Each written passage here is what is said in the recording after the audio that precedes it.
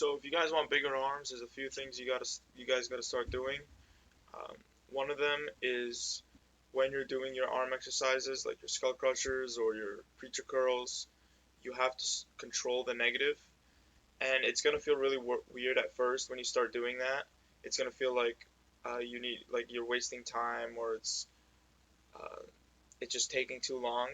But what you guys really should be doing is focusing on 3 seconds or 3.5 seconds or 4 seconds on the way down, like on the eccentric, and then 1 or 2 seconds on the way up, and just really kind of like milk the muscle as much as you can on the way down, because that's how you build huge arms.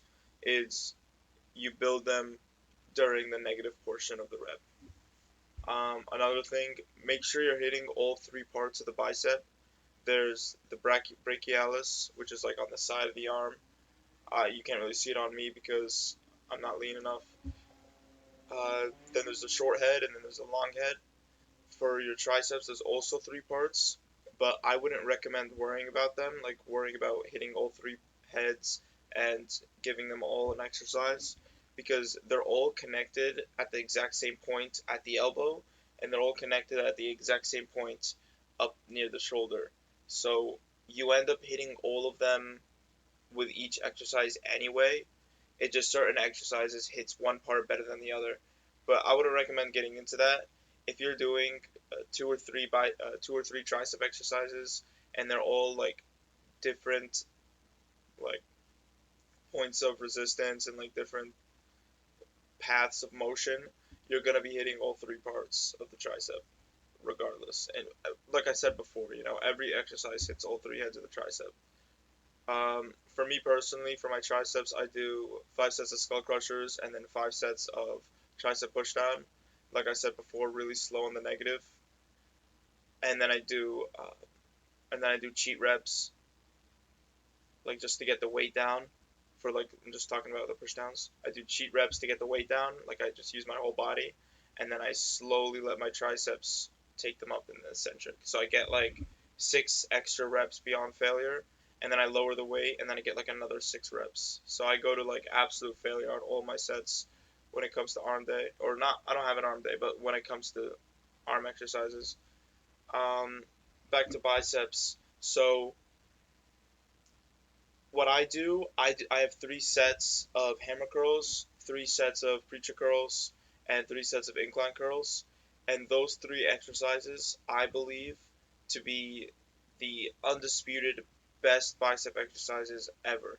I haven't switched them for a very long time now. I really feel like I found like the best bicep routine, um, because those three exercises, they both all three of them most optimally hit all three of the heads of the bicep. So I feel like I never need to really change my bicep routine. But what I do 2 bicep exercises uh, per back day. So like I would like switch them out. Like one day I would do preacher curls and incline curls, and the next back day I would do preacher curls and hammer curls, for example, right? So just to summarize everything up, if you guys want to build really big arms, control the negative.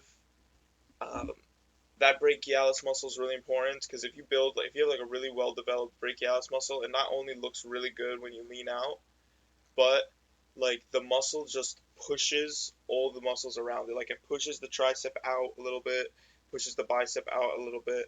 Building the brachialis muscle is huge, right? I'm sure you heard this, but like a tricep is like a really big, I think like 2/3 of the arm. So you really want to go hard on whatever day you're hitting triceps at. For forearms, what I just do, I have 5 sets of pull-ups at the start of every back day, and I would recommend to do pull-ups just because they're a good exercise, but also because of the way you can program forearms into them. So like if I'm doing my pull-ups, at the end of every set, I just hang there for as long as I can, and that's like usually like another extra 30 seconds to a minute, and then my forearms just get super burnt out after every set, so then I just rest, and then I just get right back to pull-ups. And also when you're doing pull-ups as well, like you're gonna naturally get a little bit of bicep activation as well. So I would definitely recommend to start doing pull-ups and start on All your back exercises really is I do this or I just hold the weight for as long as I can until I can't hold it anymore, and that's really the only thing I do for my forearms.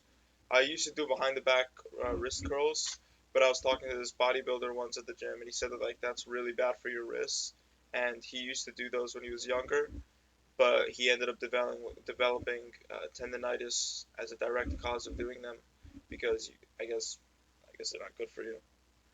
That's it.